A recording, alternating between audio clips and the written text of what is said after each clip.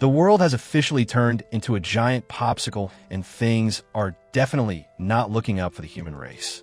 Even the local news anchors are struggling to keep a straight face while telling everyone to stay positive, right before the broadcast signal dissolves into a blizzard of static.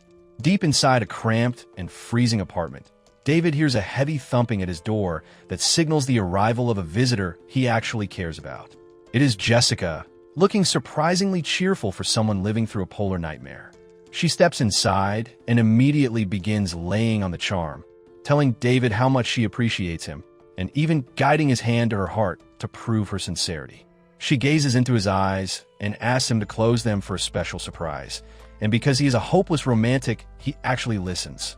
The surprise she promised arrives in the form of a heavy blow to the head, delivered by a man hiding in the shadows.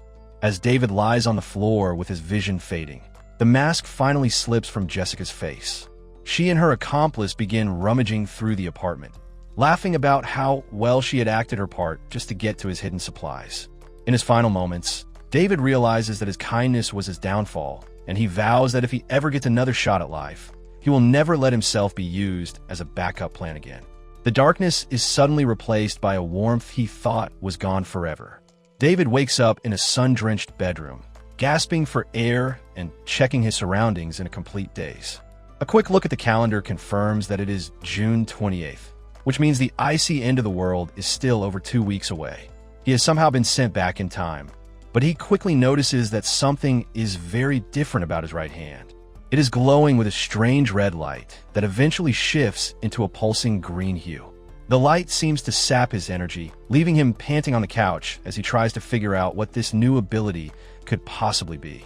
He grabs a jar of fried soybeans from the kitchen to stave off his hunger, but when he touches a single bean with his glowing hand, it does not stay a snack for long. The bean literally explodes into a lush green plant right in his mouth, complete with roots and fresh pods.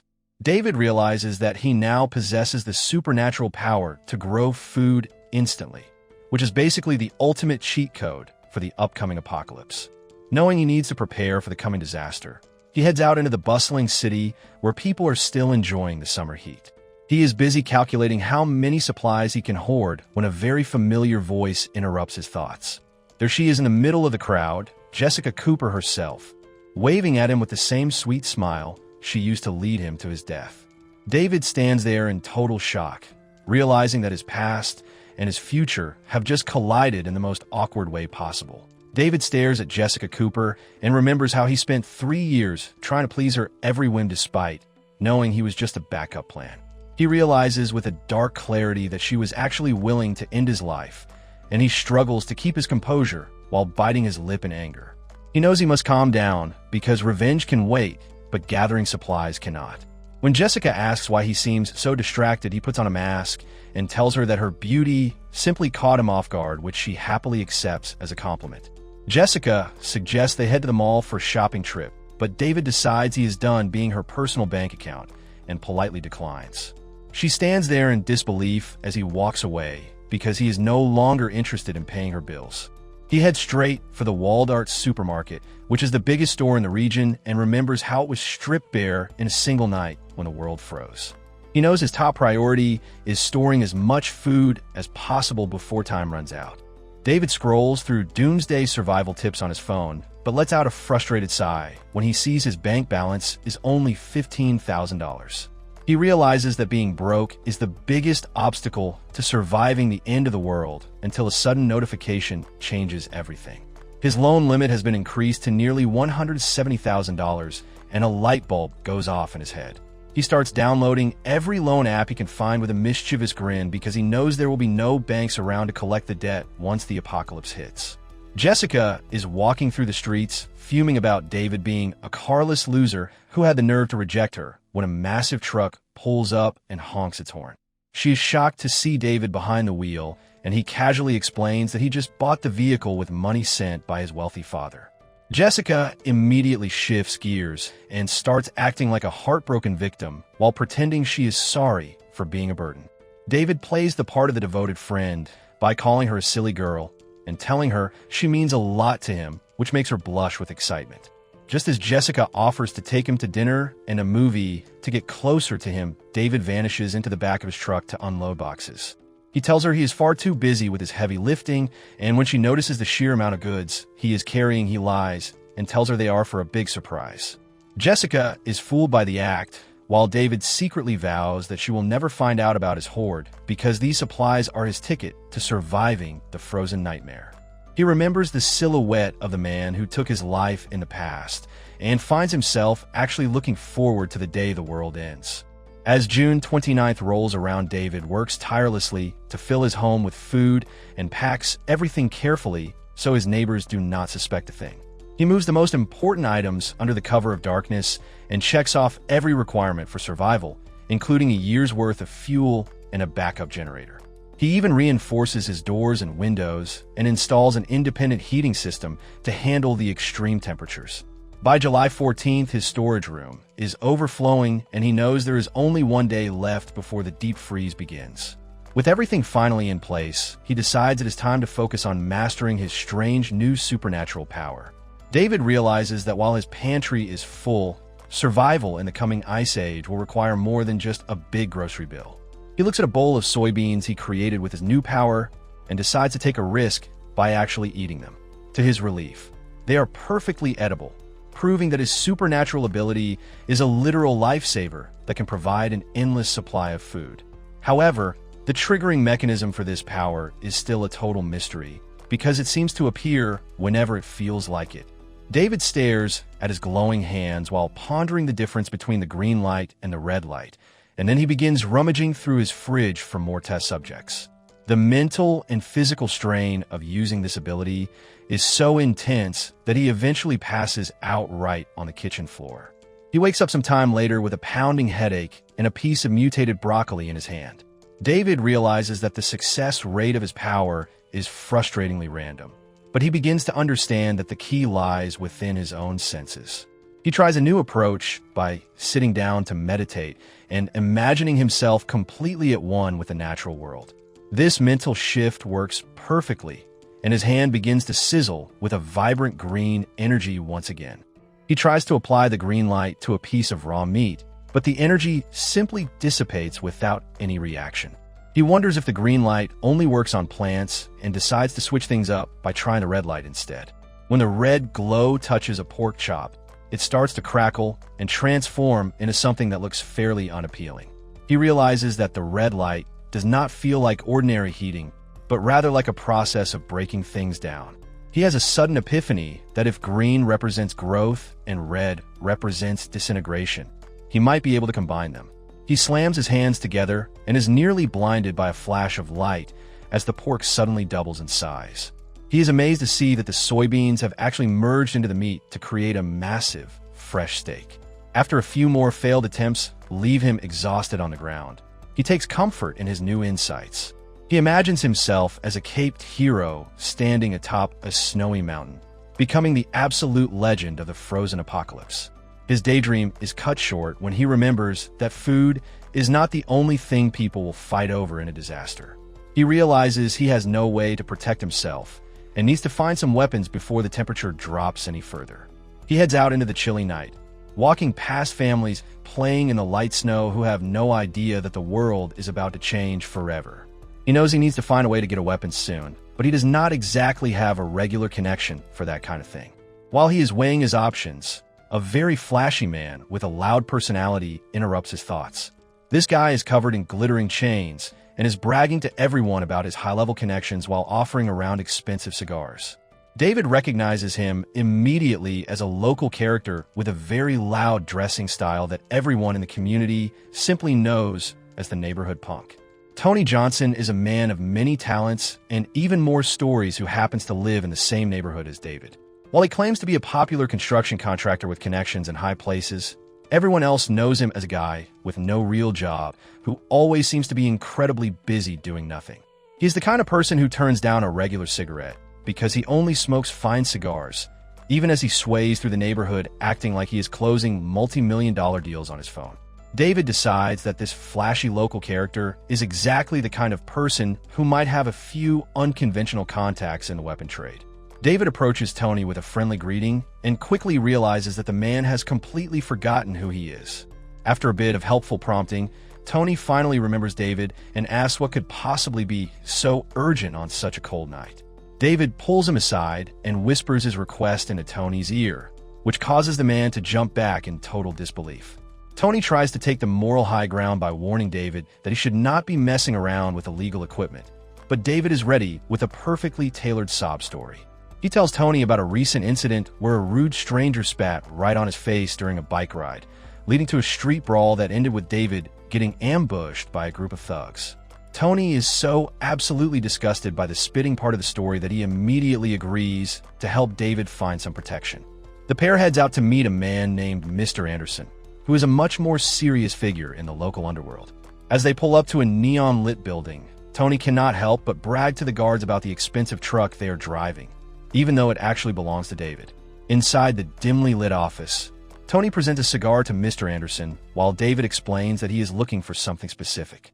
When David mentions he wants a sniper rifle with a high-powered lens, Mr. Anderson loses his temper and tells him to take a standard pistol or get out. To save the deal, Tony leans in and makes up an even wilder story about David's wife cheating on him and his children not even being his own. This bizarre lie is so repulsive to Mr. Anderson that he feels a sudden surge of pity and agrees to source the rifle in a few days. As a gesture of goodwill, Mr. Anderson hands David a pistol for free to keep him safe in the meantime. Before leaving, David decides to return the favor by giving the man a serious warning about the government restricting supplies due to the upcoming weather disaster.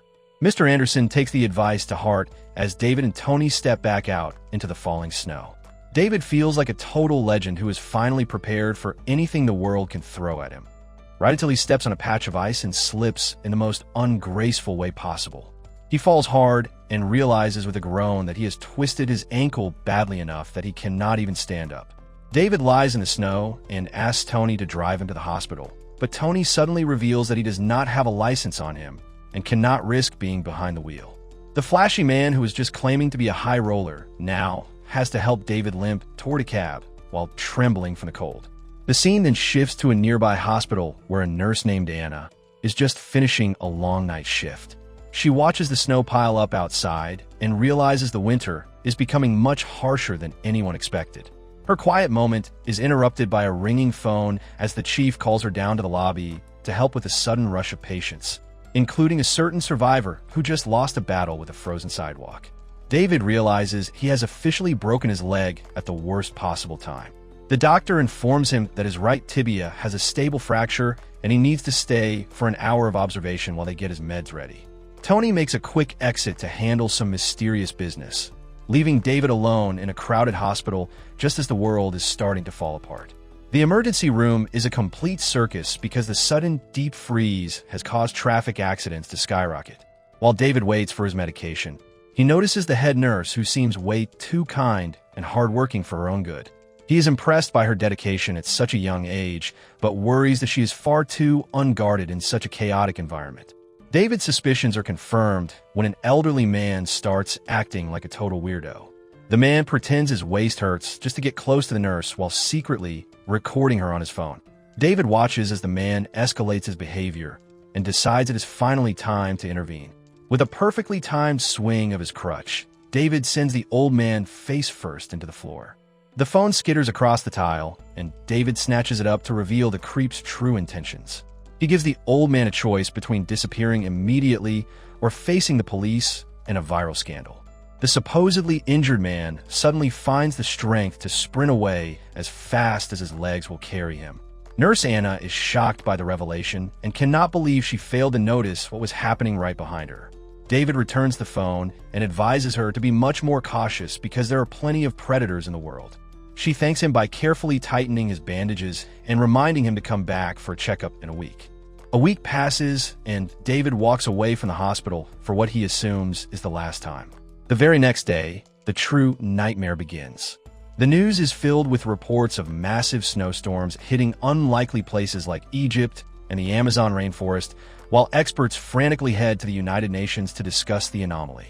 While the government tells everyone to stay calm and avoid panic buying, David is relaxing in his robe with a glass of wine. He knows the officials are lying to prevent a total meltdown, but he is already sitting on a massive hoard of supplies. His home is reinforced, and his heating is fully operational, leaving him feel completely ready for the end of the world. His peaceful moment is interrupted by his neighborhood group chat, which is blowing up with terrifying weather updates from his neighbors. A mysterious user named Marginal Man suddenly posts a warning that this is not an ordinary disaster, but a deep-seated change in the Earth's interior. David is stunned as he realizes that someone else actually knows the truth about the coming cold apocalypse. David realizes that he needs to keep a very close eye on this Marginal Man character while the rest of his neighbors are busy having a collective meltdown in the community group chat. The scene inside the virtual meeting room is basically a digital zoo where residents with cat avatars are screaming at the property managers for a refund because they cannot even drive their cars out of the parking lot. The property management team tries to explain that they're understaffed and the snow is simply falling too fast, but the angry crowd is not in the mood for logical excuses. Andrew Peterson tries to be the voice of reason by pointing out that even if they clear the neighborhood roads, there is no guarantee the streets outside are any better. He suggests they all stop arguing and prepare to travel on foot if they really need food that badly. But the residents immediately accuse him of being a management spy. David watches from the sidelines and remembers that Andrew was always a bit too active for his own good, even before the timeline reset. While the men are busy measuring their egos over who can shovel the most snow, Jessica arrives on the digital stage to put on a masterclass in manipulation. She plays the part of the fragile and sickly victim so well that she manages to recruit an entire army of volunteers to clear her path while she stays home and rests. David sighs at the sight of her typical performance and prepares for the inevitable message that is about to hit his phone. Sure enough, Jessica starts blowing up his inbox with messages claiming she's been waiting for him and asking if he can swing by the supermarket to grab her some groceries. She even sends a carefully staged selfie looking cute in a cozy sweater to sweeten the deal. David just laughs at the absolute audacity of her trying to play the seduction card in the middle of a global deep freeze and decides to let her sit on read while he enjoys his glass of wine. By the third day of the apocalypse, the outside world has officially become a freezer at minus 20 degrees, but the internet is still alive with influencers trying to pretend that life is normal. David is starting to realize that the biggest challenge of surviving the end of the world is actually the soul-crushing boredom. His broken leg is healing way too slowly for his liking, and he finds himself scrolling through science channels until he sees a report about a man whose bones and organs started to regrow after a fatal fall. A light bulb goes off in his head as he realizes that his green energy might have a much more useful function than just growing giant vegetables. He focuses all his mental energy on his bandaged ankle and tries to summon the green glow to fix his tibia, but the energy just sizzles and fades away like a broken light bulb. He concludes that he was probably just overthinking it and decides to take a nap to escape the monotony of his living room. He falls into a deep sleep and finds himself in the middle of the most absurd dream imaginable, where he is a tribal warrior riding a giant mountain goat through a vibrant, neon-lit forest. He is having the time of his life until he gets bucked off the animal and lands hard on the red grass. A goat approaches him and starts licking his injured leg, which feels incredibly gross until the animal's tongue transforms into a glowing green tentacle that wraps around his ankle and starts to sizzle with intense power.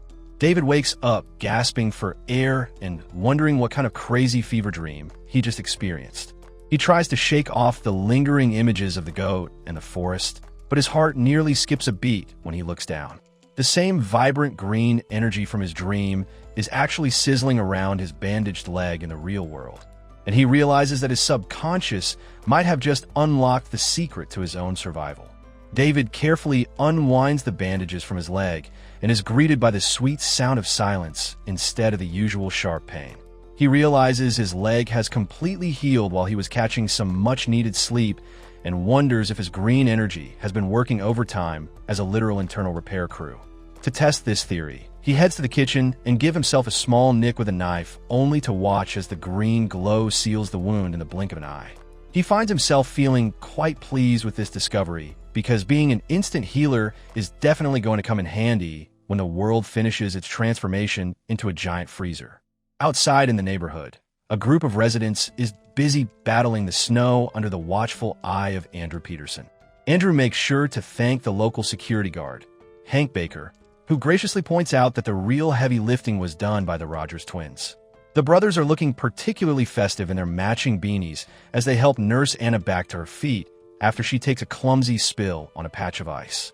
Anna laughs off the fall and tells the boys to keep clearing the main path while she heads inside to organize the local shopping trip. While the snow continues to fall, Hank mentions to Andrew that he noticed a resident driving a small truck filled with a suspiciously large amount of supplies a few days ago. Andrew tries to play it off as a simple case of someone moving into a new home, but Hank is not entirely convinced since new neighbors usually do not arrive with multiple gas cylinders and a professional-grade fireplace. Andrew tells everyone to line up and head to the supermarket, while keeping their excursion to a strict 3-hour limit before the weather turns even more treacherous. Back in his apartment, David is enjoying a nap and some drool when a loud knocking at his door brings him back to reality. It is Tony, who has arrived like a very flashy delivery man with the sniper rifle David requested. Tony mentions that Mr. Anderson is grateful for the heads up about the supply shortage, but drops a massive bombshell about the supermarket on the east side being completely emptied in a single night. David is stunned to realize that the events of his past life are still happening exactly as he remembered. Once the door is shut, David finds himself pondering how an entire building full of food could vanish overnight without making a sound. He recalls stories about people with space-manipulating powers and feels a sudden wave of unease at the thought of having superpowered competition. He realizes he needs to stop napping and start studying his own abilities much more seriously if he wants to stay at the top of the food chain. He sits on his couch and begins reviewing his notes on how different ingredients react to his energy, but he quickly discovers that the success rate is frustratingly low. For every one successful bean plant he grows, he ends up with 9 piles of useless gray smoke or pieces of mysterious black charcoal. He spent the entire day struggling with his erratic powers, and by the time the clock hits nearly 11 at night, he is a sweaty, exhausted mess. Finally, after hours of failure, a lush green plant sprouts from his hand, and David breathes a sigh of relief as he realizes he is slowly but surely becoming the ultimate gardener of the apocalypse. David realizes that his green energy output is not a steady stream, but fluctuates wildly like a temperamental stove. He deduces that different types of food require specific energy values to manifest correctly. After staring at the failure charts in his mind, he has a sudden realization that the entire process feels exactly like a super popular dance game from a decade ago. He realizes that every second of his focus needs to be perfectly accurate, catching the critical points of rhythm, just like hitting arrows on a screen. With this new gamer logic in mind, he manages to sprout a perfect bean plant and decides it is time to move on to the boss level, which is synthesizing meat. He quickly discovers that meat is much more difficult to handle than vegetables because every failure results in a fountain of gross black liquid. He spends hours in his kitchen looking like a man losing a fight with an ink factory as he repeatedly misses the timing. After several frustrating attempts that leave him covered in sludge, he finally hits the perfect rhythm and a massive slab of fresh pork pops into existence. He collapses on the floor in an exhausted heap, but feels a sense of triumph for finally figuring out the secret to unlimited protein. Outside his window, the calendar flips to July 18th, marking the 4th day of the deep freeze. The news anchors are still trying to maintain a sense of calm, while reporting that transportation and the internet are collapsing nationwide. David watches the broadcast from his warm sofa and notices that everything is shutting down exactly like it did in his past life. His phone begins buzzing with notifications from the resident group chat, where his neighbors are currently engaged in a very intense debate about their survival. Hank, the security guard, drops a massive truth bomb into the chat by questioning the official news reports. He shares that his friends have seen armored vehicles and tanks heading toward the city, which suggests that war might be breaking out on top of the weather disaster. The virtual room goes silent as the residents realize they might be in even more trouble than they originally thought. David remembers hearing these same rumors before he was reborn and realizes the situation is escalating quickly. Andrew Peterson steps up as the self-appointed neighborhood leader and proposes that everyone who has extra food should donate to those in need. He leads by example by offering half of his own stash, which prompts several other residents to join in with offers of clothes and medicine. Jessica, however, immediately retreats into her professional victim persona by claiming she has absolutely no food left and acting like anyone asking her for help is being heartless. Despite the drama, Andrew manages to organize a temporary resident committee to handle the distribution of supplies.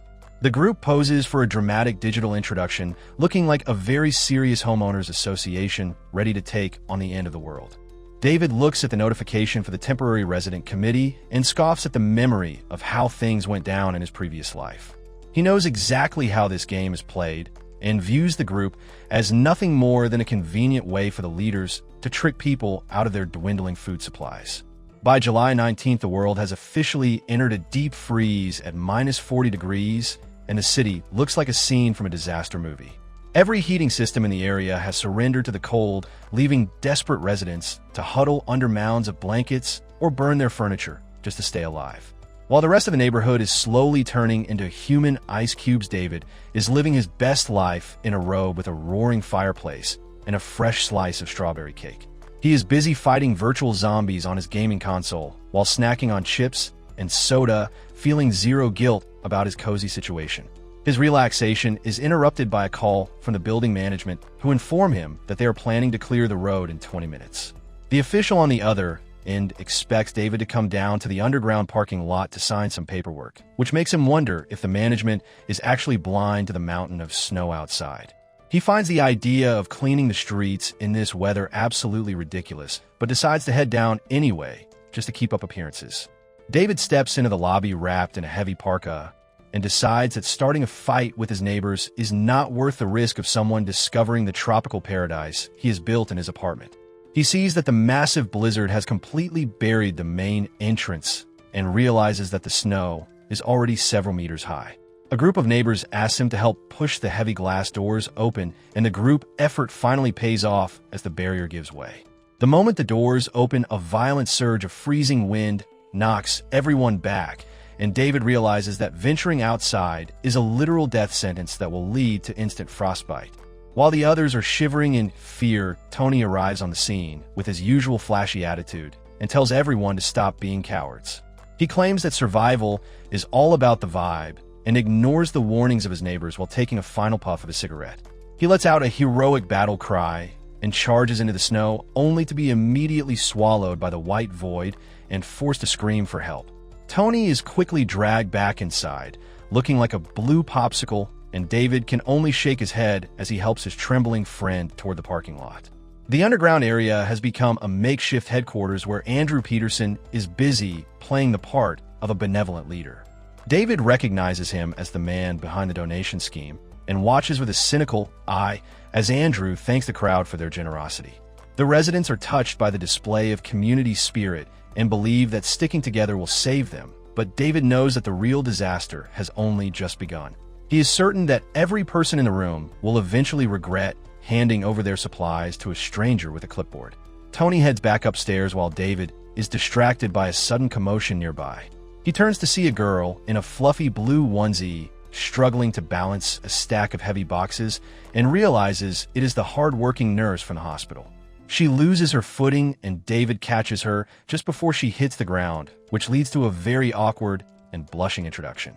Nurse Anna is happy to see a familiar face until she looks down and realizes that the man who had a broken leg just a week ago is now standing perfectly fine on both feet.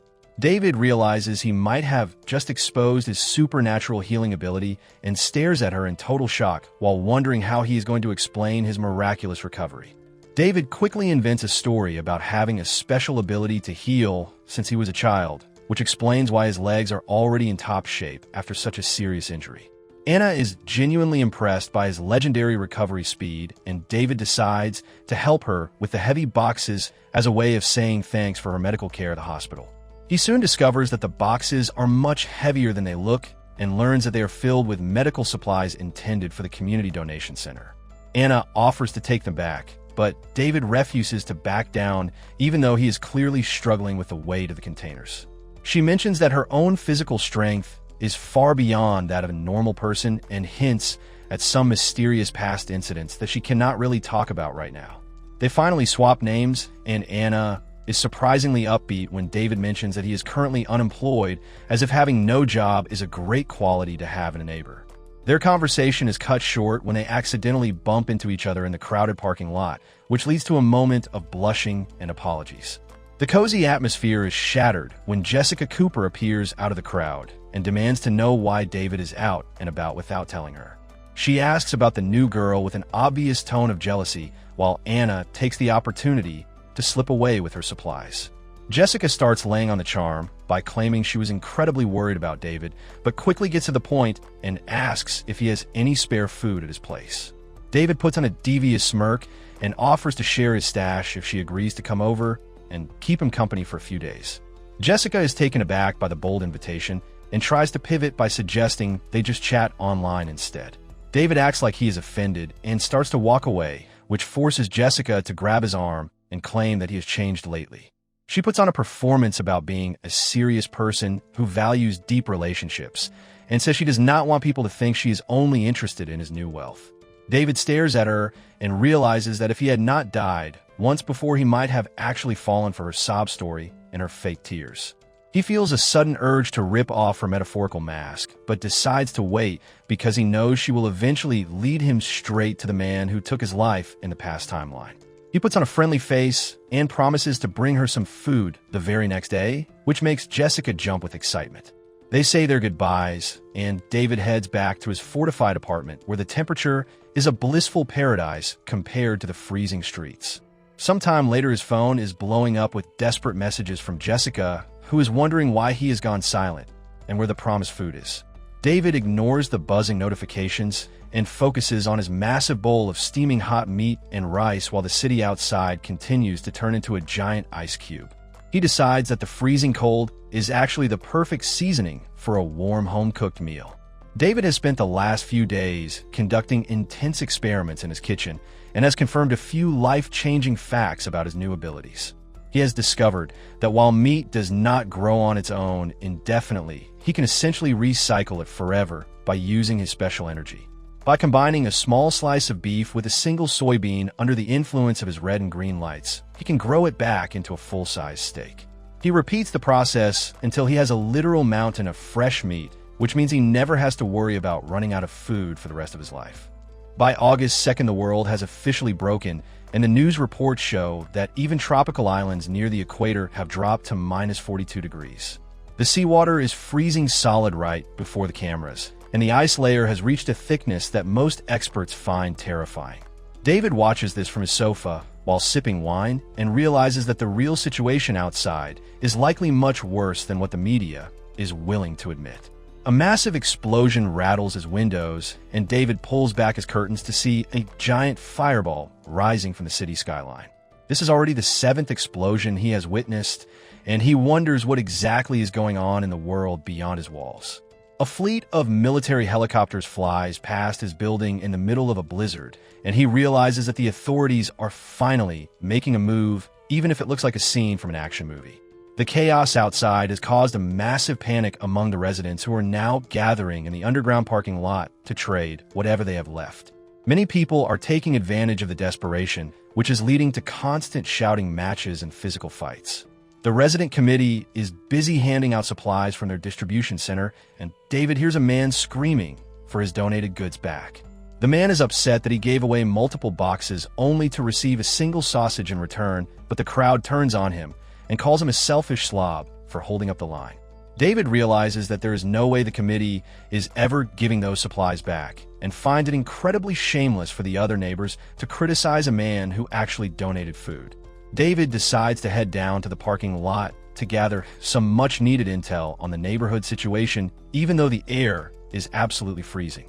He runs into Tony, who is looking remarkably shaky and weak after surviving on nothing but water for several days. Tony admits that he foolishly donated most of his supplies to the committee out of a sense of community spirit, and now he has nothing left but dry lips and a rumbling stomach. David sees an opportunity and tells Tony that he will give him 4 packs of instant noodles and 2 sausages if Tony acts as his personal eyes and ears.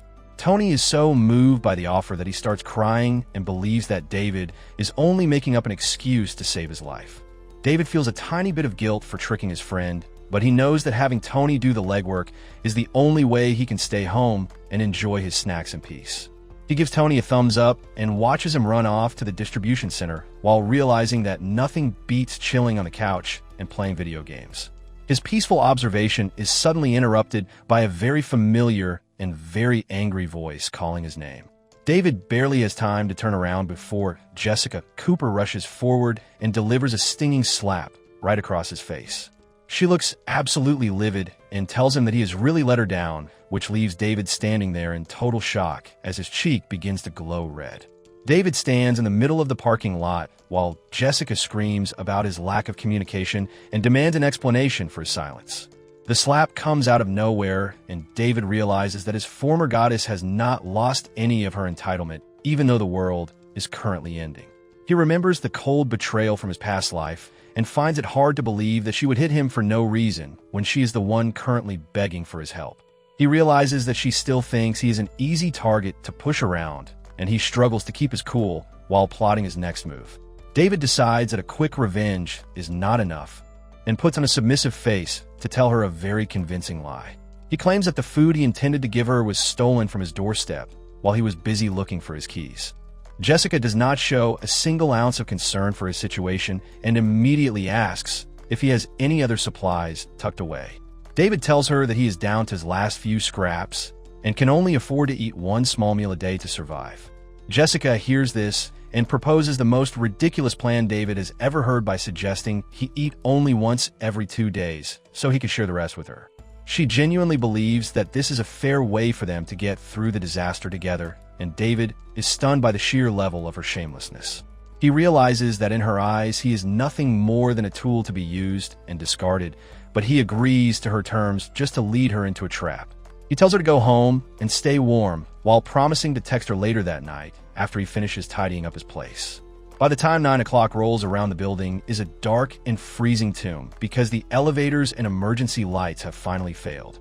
Jessica is forced to climb 16 flights of stairs in the pitch black while starving and exhausted, and she is cursing David with every step. She is nearly at his floor when a sudden crash echoes through the stairwell and a cloud of white powder fills the air.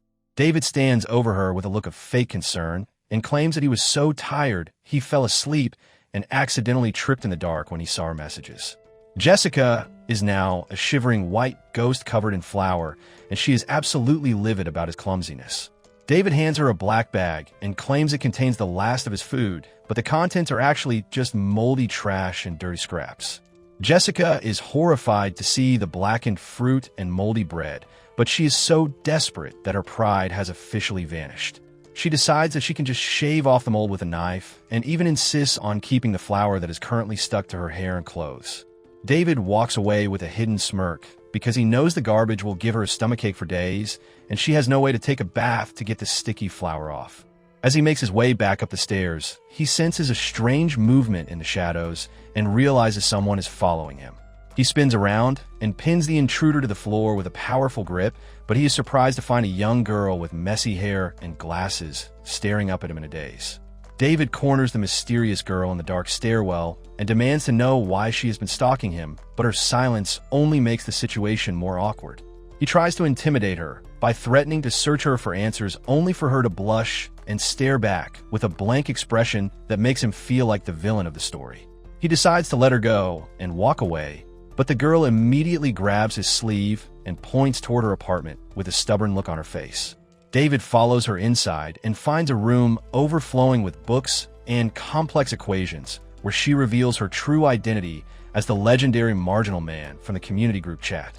She explains that her calculations predicted the coming ice age long ago, and then turns on a screen to show David that she has been watching him through surveillance cameras since the day he started hoarding his supplies. David is stunned to realize he has been a hidden camera for weeks, but the tension is broken when the girl starts removing her heavy layers because his apartment is far too warm for her. He finds himself shouting at her to put her clothes back on while realizing that she wants to work together to survive the frozen apocalypse. He quickly discovers that her genius for math does not translate to real life, as he spends the next few hours feeling like a full-time babysitter. He has to walk her through the simplest steps of operating a generator and a water heater while constantly reminding her not to leave the gas running. She is a total klutz who lacks even a drop of common sense, and David has to supervise her in the kitchen to make sure she does not accidentally burn the building down while trying to stir-fry vegetables. After a long day of training, they finally sit down to a massive feast, but the girl is so physically drained that she falls asleep right in the middle of a bite. David has to tuck her in a bed like a baby and finds it hard to believe that the girl who predicted the end of the world cannot even stay awake through dinner. The next morning, she is back at his door with several boxes of supplies as a gesture of gratitude, but she immediately drags him back to her place for more lessons. David realizes that she is eager to learn, but her cooking skills are still a literal disaster that results in plates of blackened charcoal. When he finally asks for her name, she gives him an incredibly long and edgy title about being an envoy of an evil king, and David immediately regrets asking. While they are busy navigating their strange new domestic life, the situation in the parking lot downstairs has turned into a nightmare. The neighbors have officially lost their minds and are now engaged in a violent riot where everyone is fighting and screaming over a single box of supplies. The parking lot has officially turned into a gladiatorial arena where neighbors are trading punches instead of pleasantries over the last few packs of instant noodles. A well-placed explosion rocks the basement as people scream about stolen supplies and vow to end anyone who touches their meager stash. Amidst the splashing liquid and flying debris, Andrew Peterson watches the chaos with the cold eyes of a man who is about to make a very calculated move. Andrew grabs his megaphone and cranks the volume to maximum to snap everyone out of their violent trance. He asks the gasping crowd if they are finally finished fighting each other for crumbs like starving pigeons. The residents are quick to remind him that the donation idea was his and that their families are dying of hunger, while the committee provides almost nothing. Andrew puts on a face of deep concern and asks them to think about who is actually responsible for this entire mess. He picks up a stale piece of bread and crushes it in his hand to illustrate a point about the greedy hoarders living right above them. He spins a tale about wealthy neighbors who bought up all the supplies at 50 times the market price just to auction them back to the poor in tiny pieces. He makes it sound like a grand conspiracy to squeeze every penny out of the struggling residents. The crowd is hooked on his every word as he asks them to consider if it is fair for some people to feast while the rest of the building starves to death. Andrew tells the angry mob that they need to stop fighting each other and start banding together to take back what belongs to them. He points toward the upper floors and encourages them to go upstairs and reclaim their food by any means necessary. The neighbors are immediately transformed into a mindless raiding party shouting that it's time to take back what is ours from the people who put them in this mess. Tony watches the madness from the shadows and realizes that his neighborhood has officially entered a purge-style nightmare. Tony frantically texts David to warn him that Peterson is riling up an insane mob to raid people for their supplies. He tells David that the residents are breaking into houses one by one and advises him to hide rather than confront the armed group head-on. David is lounging on his couch when the news hits, and he realizes that things have taken a much darker turn than he expected. He knows that his 2 guns will not be enough to stop an entire building full of hungry people and decides that he needs to get very creative with his home security. He starts dragging fire extinguishers into the hallway and begins stripping wires to rig a high-voltage surprise for any uninvited guests. While he is working, the entire neighborhood suddenly plunges into total darkness as the power grid finally surrenders to the blizzard. David realizes that a blackout was only a matter of time and knows the equipment outside will never be fixed in these freezing temperatures. He feels lucky to have his own generator and fuel while realizing that for everyone else the real hell is just beginning. Half an hour earlier, Jessica was enjoying a bowl of expensive pasta in the apartment of the man who helped lead the price hikes. This flashy character is busy bragging about spending $500,000 to corner the market and making a fortune by auctioning off tiny scraps to the desperate underdogs. He feels like a king who can have whatever he wants as long as he holds onto his supplies. His smug dinner is interrupted by the sound of heavy tools and angry voices echoing through the hallway as the mob arrives at his doorstep. The wealthy man is stunned to hear people calling him out for jacking up the prices in the community group chat. He realizes far too late that being the richest man in a starving building just makes him the biggest target on the floor. The neighbors start kicking his door with a rhythmic violence that suggests they are not interested in a friendly conversation. The door finally gives way under the pressure of the mob, and the scene fades into a symphony of crashing wood as the residents begin their first raid. David is currently struggling to assemble his high-voltage welcoming committee for any neighbors who might stop by uninvited. But his lack of electrical expertise leads to a miniature explosion that nearly singes his eyebrows. He finds himself desperately wishing for a functioning internet connection to look up basic wiring instructions while he huddles on the floor, surrounded by boxes. His solitary project is interrupted by a soft knock at the door, and a quick check through the peephole reveals the distinctive hair tuft of the strange genius girl from upstairs. The girl quietly asks for help, and although David considers her a bit of a hassle while he is in the middle of a security crisis, he eventually feels a surge of unease about the shadows lurking in the hallway. He opens the door just long enough to warn her about the raiding parties and tells her to head back to her own apartment before he locks himself back inside.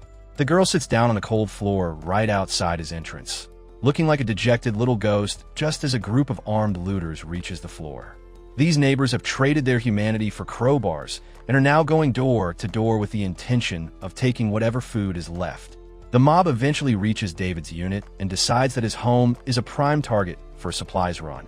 They try to play it smart by pretending to be a delivery service, but when no one answers, they resort to brute force and start hammering away at the doorknob. Inside, David pulls the girl into a corner and covers her mouth to keep her silent while the metal clangs violently against his reinforcements. He reassures her that the looters are wasting their time because he had the foresight to install a thick steel plate and a reinforced handle that no crowbar could ever hope to break. The men finally give up after their tools prove useless, and they move on to search for an easier victim on a different floor. David is relieved that the ordeal is over, but finds things quite awkward when he realizes he is still holding the girl and quickly lets go. He returns to his unfinished electrical defense system and admits that he cannot figure out how to make the shock device work correctly. To his surprise, the girl watches his clumsy attempts and explains the science of voltage differences with total confidence. Following her precise instructions, David manages to connect the wires and test the doorknob with a sensor, which immediately glows red to show it is now lethal. He is amazed that she actually knows her stuff, but his admiration turns to shock when she dumps her collection of stuffed animals and personal items onto his floor. She declares that she is officially moving in, and David realizes that his peaceful fortress has just gained a permanent and very strange roommate.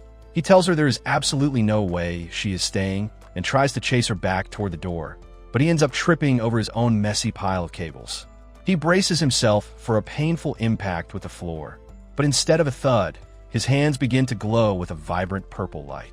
He touches his heavy wooden table and realizes the solid surface has suddenly become soft and flexible like a piece of silk. David is completely baffled by this new purple energy as he tests it on his metal toolbox and a heavy hammer. He watches in total disbelief as the solid steel hammer begins to bounce around the room like a rubber ball. He realizes that he has just unlocked a supernatural ability to soften hard matter, but his excitement is cut short when he remembers he is not alone. He looks up to see the girl staring at him with her usual vacant and wide-eyed expression, and he realizes he has a lot of explaining to do to the person who just saw him turn a hammer into a toy. David realizes that the strange genius girl has a very active imagination and views him as some kind of supernatural envoy for a mysterious evil king. Since she is already convinced that he is part of her secret crew, he decides the easiest path is to simply play along and bluff his way through the conversation to keep things from getting even more awkward. She decides that since they are both high-ranking envoys, they should definitely live together to watch each other's backs, and she promptly claims a room for herself before he can even suggest a different plan. David is left standing in the living room wondering how his private fortress turned into a shared dormitory so quickly, but he eventually decides to let her be for the time being. He focuses his attention back on the mysterious purple glow and remembers that it first appeared when he was about to have a very painful meeting with his coffee table. He manages to summon the energy again by recreating that exact feeling of panic and discovers that the light has the bizarre ability to turn solid steel into something that feels exactly like lukewarm jelly. He spends the next hour turning his kitchenware into a collection of limp and useless metal scraps, and starts to think that this new power is actually a bit of a letdown compared to his other abilities. A sudden spark of inspiration hits him, and he wonders if the real secret lies in combining the softening purple energy with the vibrant green light of growth. He pushes the two energies together with a great deal of effort and applies the resulting mixture to his reinforced walls while hoping it does not blow up in his face. Out in the dark stairwell, two looters are busy congratulating each other on their successful raids and making plans to keep their stolen goods away from the older residents. Their celebration is cut short when the wall next to them begins to ripple and squish like a living creature right before their terrified eyes.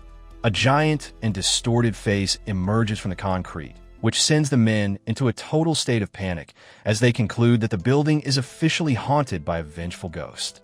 They drop their bags and scramble down the stairs as fast as their legs can carry them while screaming about the supernatural horror they just witnessed. Back inside the apartment, David is panting for air and realizes that manipulating an entire wall has pushed his physical limits to the absolute breaking point. He grabs a massive sledgehammer to test the results of his experiment and delivers a powerful blow to the surface that would normally shatter solid stone. He is amazed to see that the wall did not even suffer a single chip or scratch, which confirms he has successfully turned his home into an indestructible bunker that can withstand almost anything. While David is busy admiring his handiwork, the situation in the underground parking lot has reached a dangerous and chaotic boiling point. A man tries to play the part of a good neighbor by donating his last few scraps of food to the committee, but the atmosphere of desperation has already replaced kindness with pure aggression.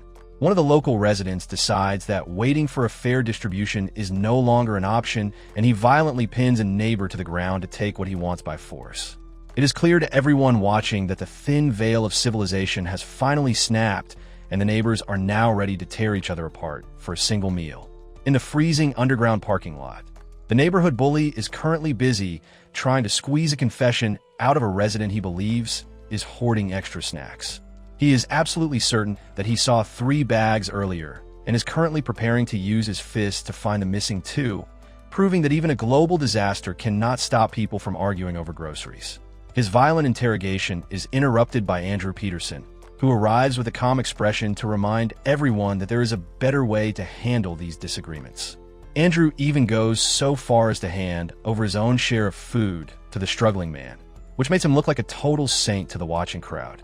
He explains to his confused supporters that survival is all about maintaining the social contract, because once someone becomes a robber, they lose the protection of the group and face the inevitable revenge of their neighbors. An older man watches from the shadows and realizes that Andrew is a very calculating leader who knows exactly how to manipulate the people around him during a crisis.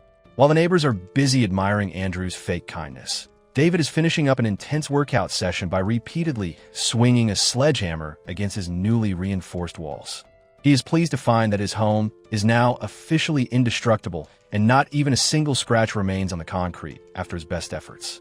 His pride is interrupted by a rhythmic knocking at the door that he immediately recognizes as the start of a very familiar performance. It is Jessica Cooper again, and she has brought along her greatest hits by claiming she's been doing a lot of soul-searching about their relationship lately. She begs him to open the door so he can feel the sincerity of her heart, but David is not interested in her romantic poetry. He looks through the peephole and realizes that she has brought along the same masked accomplice who ended his life in the previous timeline. He knows that the real danger is not the girl with the fake tears, but the man waiting in the blind spot with a heavy bat. David realizes that his electrical traps are a bit too unreliable for this specific situation, since both intruders would need to be touching the doorknob at the exact same time to get a shock. He turns off his noisy generator to clear his mind and begins calculating the exact coordinates of the man hiding in the hallway. He remembers the layout perfectly from his final moments in his past life and decides that a direct confrontation is the only way to ensure his own safety. He approaches the wall next to the entrance and begins focusing his mysterious purple energy on the solid surface to prepare a very unexpected greeting for his visitors.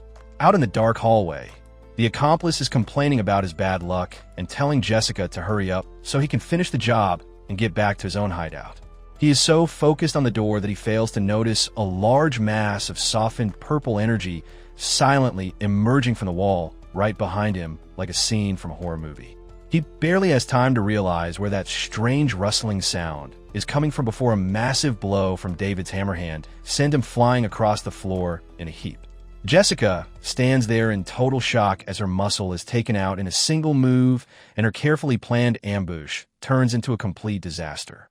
David swings the door open with a devious smirk and immediately blasts her with a fire extinguisher to ensure she does not have a chance to regroup or run away. The hallway is quickly filled with a thick cloud of white powder and the sound of Jessica's panic screaming as David finally turns the tables on the person who once led him to his doom. Jessica is currently having a very bad time as she chokes on a cloud of fire extinguisher powder while David watches with absolutely zero sympathy.